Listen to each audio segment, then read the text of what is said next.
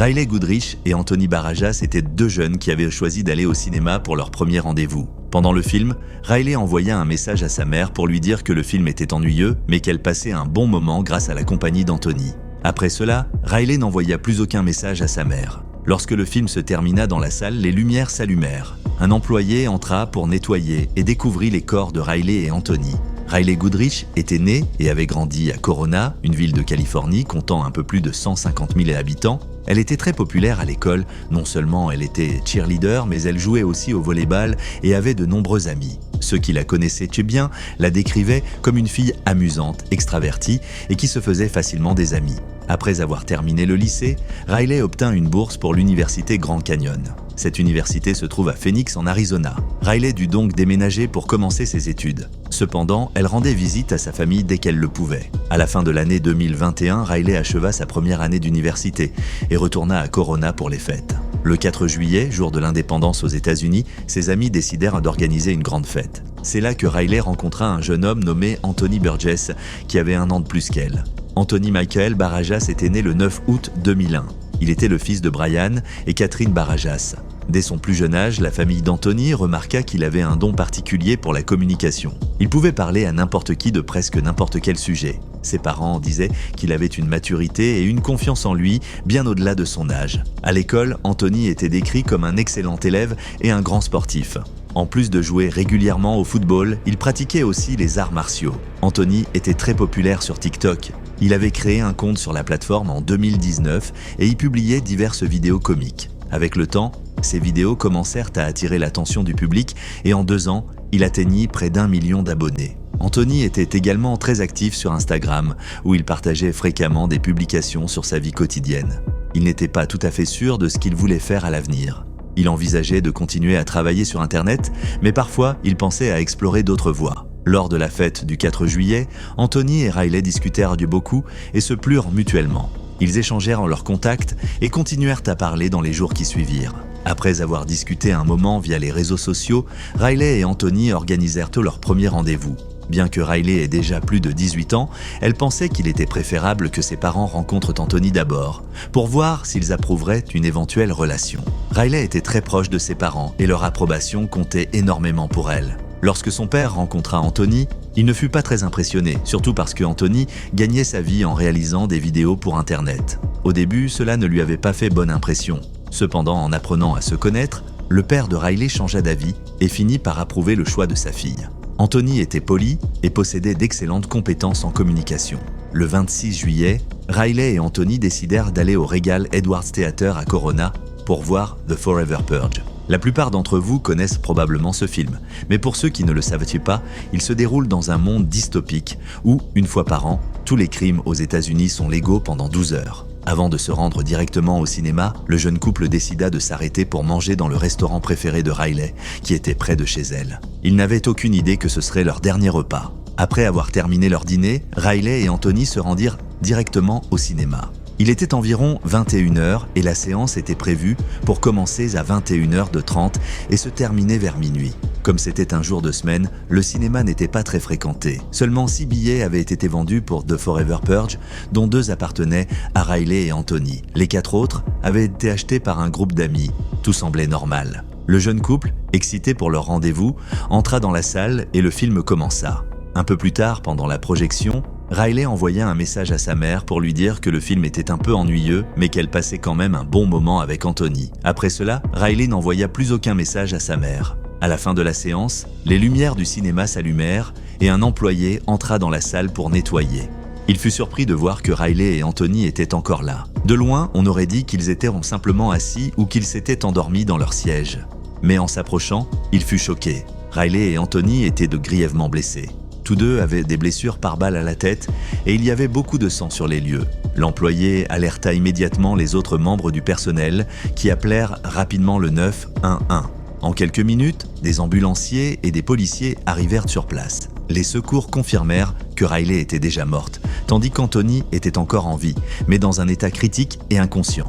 Il fut transporté d'urgence à l'hôpital local où il fut placé sous assistance respiratoire. Les familles du jeune couple furent informées dès que la police les identifia. Elles se précipitèrent à l'hôpital et parlèrent avec les officiers pour fournir toutes les informations qui pourraient aider l'enquête. Le point de départ des détectives fut le cinéma lui-même. Les blessures par balle à la tête de Riley et Anthony confirmaient qu'ils avaient été abattus.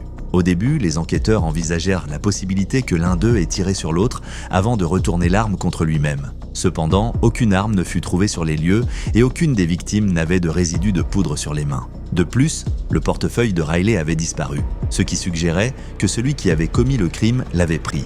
Avec cela, la théorie initiale fut rapidement écartée. En général, une enquête impliquerait de recueillir des traces d'ADN et des empreintes digitales sur la scène de crime pour identifier le coupable. Mais dans un cinéma, cela était presque impossible en raison du grand nombre de visiteurs. Il y avait des centaines, voire des milliers de traces d'ADN et d'empreintes digitales. Pour cette raison, les détectives durent adopter une approche différente. Alors que la police travaillait à identifier l'auteur de ce crime brutal, l'histoire tragique de Riley et Anthony atteignit les médias et attira rapidement l'attention. L'affaire fut largement relayée et les nouvelles se répandirent rapidement à travers la Californie. Beaucoup de gens étaient choqués et se demandaient comment une telle chose avait pu se produire dans un cinéma sans que personne ne s'en rende compte. En fait, certains rapports de l'époque mentionnaient que les gens commençaient à avoir peur d'aller au cinéma, craignant que quelque chose de similaire puisse leur arriver. Cette peur était compréhensible, car le tueur était toujours en liberté, ce qui signifiait qu'il pouvait frapper à nouveau. Il ne fallut pas longtemps pour que les nouvelles du crime se propagent au-delà de la Californie. Bientôt, tous les États-Unis furent au courant de ce qui était arrivé au jeune couple. Les médias ne pouvaient pas faire grand-chose pour aider, car il n'y avait même pas de portrait robot d'un suspect à ce stade. Tout ce qu'ils pouvaient de faire, c'était rapporter les faits. Revenons à l'enquête. Les détectives interrogèrent tous les employés du cinéma. C'est ainsi qu'ils découvrirent que seulement 6 billets avaient été vendus pour cette séance. C'était une piste prometteuse, car avec 2 billets appartenant à Riley et Anthony, il ne restait que 4 autres personnes sur la liste des suspects. La police avança l'hypothèse que ces 4 individus pourraient tous être impliqués dans le crime. En effet, il aurait été presque impossible qu'aucun d'eux n'entende le bruit de 2 coups de feu dans l'environnement fermé d'une salle de cinéma. Les officiers supposèrent que si seulement 1 ou 2 d'entre eux étaient responsables, les autres auraient entendu les détonations et alerté le personnel du cinéma. Cependant, la police réalisa plus tard que le film projeté à ce moment-là était un film violent avec de nombreuses scènes d'action bruyantes incluant des coups de feu. Le tireur aurait facilement pu profiter de l'un de ces moments pour tirer sans attirer l'attention. Cela n'excluait pas la possibilité que les 4 soient impliqués, mais cela expliquait pourquoi, s'ils étaient innocents, ils n'auraient peut-être pas remarqué les tirs à cause du bruit du film. Les détectives essayèrent de recueillir plus d'informations sur ces 4 individus auprès des employés du cinéma, mais comme aucune pièce d'identité n'était requise pour acheter des billets, la police ne disposait que d'une description physique. Selon les sources, les suspects étaient 4 jeunes hommes qui semblaient être d'origine hispanique et paraissaient être ensemble comme un groupe d'amis. Avec ces informations en main, la police travailla d'arrache-pied pour retrouver ces 4 individus. Plus tard, ils reçurent de plusieurs tuyaux anonymes qui les menèrent à une adresse sur Envoy Street, à El Cerritos. Une équipe de police se rendit rapidement sur place et trouva une caravane. À l'intérieur se trouvait un jeune homme nommé Joseph Jiménez Jr. Les officiers interrogèrent de Joseph, mais ses réponses étaient incohérentes. Lors d'une fouille de la caravane, la police découvrit une arme à feu et le portefeuille de Riley Goodrich. Joseph fut immédiatement arrêté et l'arme fut saisie. Les officiers remarquèrent que l'arme était du même calibre que celle utilisée lors de l'attaque contre Riley et Anthony. Ils envoyèrent l'arme pour des tests balistiques qui confirmèrent qu'il s'agissait bien de l'arme exacte utilisée dans le crime. Même confronté à ces preuves, Joseph nia toute implication. Une vérification de ses antécédents révéla qu'il n'avait aucun casier judiciaire. Plus tard, la police parvint à identifier et localiser les 3 autres jeunes hommes qui avaient été au cinéma avec Joseph Jiménez. Lorsqu'ils furent interrogés, ils confirmèrent être ses amis, mais nièrent toute implication dans le crime. Selon eux, Joseph s'était comporté de manière très étrange dans les heures précédant le film. Ils racontèrent qu'il marmonnait et parlait tout seul, comme s'il avait perdu la raison. Après avoir acheté leurs billets, les 4 amis entrèrent dans la salle et prirent leur place. Joseph continua à agir bizarrement, parlant tout seul et criant parfois. À un moment, pendant le film, Joseph dit à ses amis qu'il devait aller aux toilettes. Cependant, au lieu de se rendre aux commodités, il alla à sa voiture sur le parking et récupéra une boîte. Joseph revint dans le cinéma avec la boîte et se rassit à côté de ses amis. Lorsqu'ils lui demandèrent ce qu'elle contenait, Joseph répondit que c'était une arme.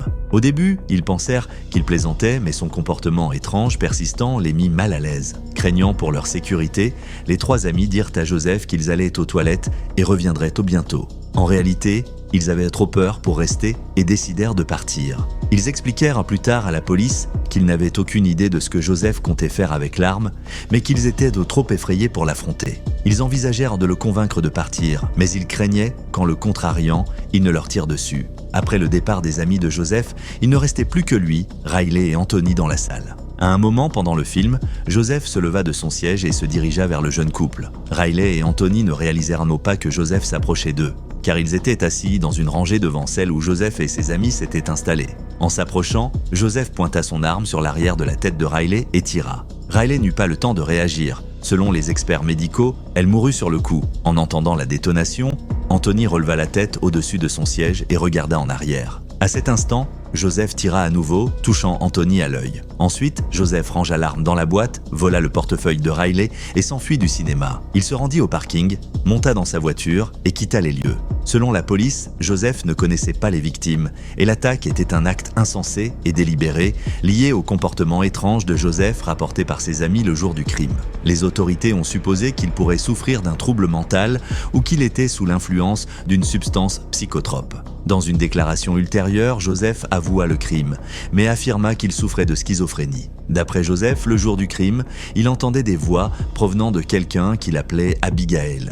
Il mentionna qu'il n'avait pas pris ses médicaments depuis plusieurs jours car il n'avait pas les moyens de les acheter. Au fil des jours, les voix dans sa tête devinrent de plus en plus fortes. Il expliqua que ces voix l'avertissaient qu'il était en danger car les adolescents de Corona voulaient le tuer. Joseph décida alors d'acheter une arme pour se défendre et c'est avec cette arme qu'il ôta la vie à Riley et Anthony, prétendument sur ordre des voix dans sa tête. Le 31 juillet, 5 jours après le crime, les médecins qui tentèrent de sauver Anthony rapportèrent qu'il avait subi une mort cérébrale et qu'il n'y avait plus rien à faire. Cette nouvelle choqua non seulement la famille du jeune homme, mais aussi ses fans qui le suivaient sur les réseaux sociaux. Bien que tous sachent à quel point l'état d'Anthony était critique, ils gardaient encore l'espoir qu'il puisse être sauvé. Selon certaines sources, Anthony était donneur d'organes et certains de ses organes furent donnés pour sauver d'autres vies. Quelques jours plus tard, les familles de Riley et d'Anthony se réunirent pour rendre un dernier hommage aux deux jeunes victimes. La cérémonie fut profondément émouvante et rassembla des centaines de personnes. Lors de sa première audience, Joseph Jiménez plaida non coupable pour cause de folie.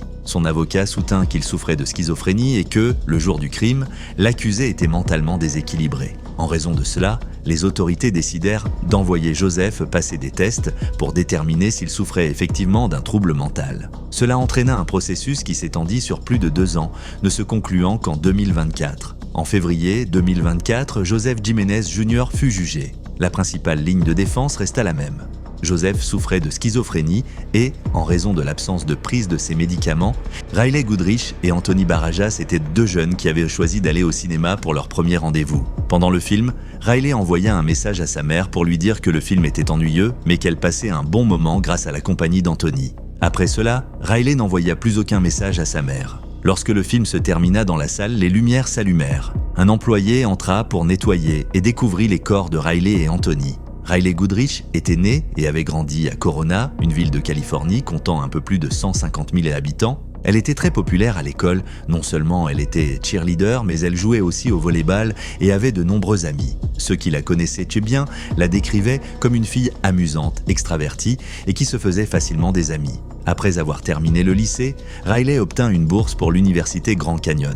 Cette université se trouve à Phoenix en Arizona. Riley dut donc déménager pour commencer ses études. Cependant, elle rendait visite à sa famille dès qu'elle le pouvait. À la fin de l'année 2021, Riley acheva sa première année d'université et retourna à Corona pour les fêtes. Le 4 juillet, jour de l'indépendance aux États-Unis, ses amis décidèrent d'organiser une grande fête. C'est là que Riley rencontra un jeune homme nommé Anthony Burgess, qui avait 1 an de plus qu'elle. Anthony Michael Barajas était né le 9 août 2001. Il était le fils de Brian et Catherine Barajas.